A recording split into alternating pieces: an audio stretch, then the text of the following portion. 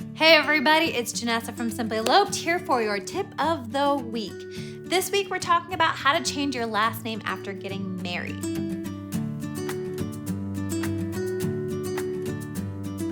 Now, the broadest part of this is that in every single state, they have different guidelines. So I recommend you look up your city hall or city parish, figure out how to make it legal. One ginormous tip is that this process does not happen during the marriage license/marriage certificate application, like a lot of people think it does.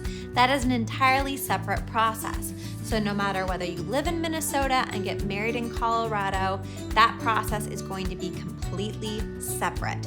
So if you're looking to get your marriage license and certificate, you need to know the state guidelines as to where you're getting married. If you're looking to change your name, that needs to happen in the state that you live in. The first thing I think that you should ask yourself is, why do we change the last name? It's a long-standing tradition that the woman takes the last name.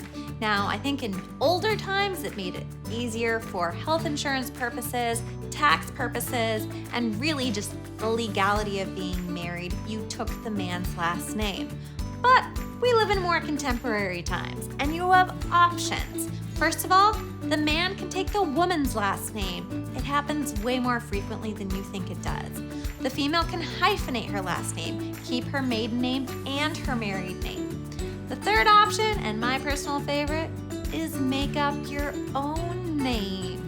I know a couple that made their last name Dang. I don't know why, they like the word, so their last name together is Dang.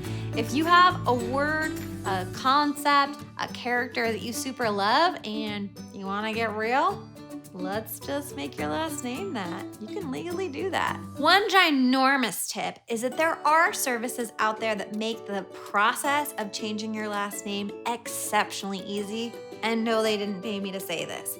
HYPHENATE online is a great service that you can go to that sends you a packet that streamlines the entire process of changing your last name, because based on which state you live in, it can be kind of complex and complicated.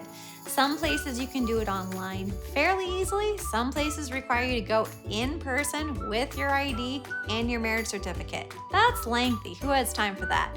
I highly recommend you go to HYPHENATE to change your last name.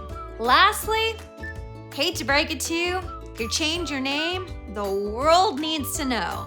Don't forget to change it with the government on your driver's license, passport. You need to change it with your bank so that you can get updated credit and debit cards. Your employer definitely needs to know about your new last name. And lastly, don't forget to tell social media.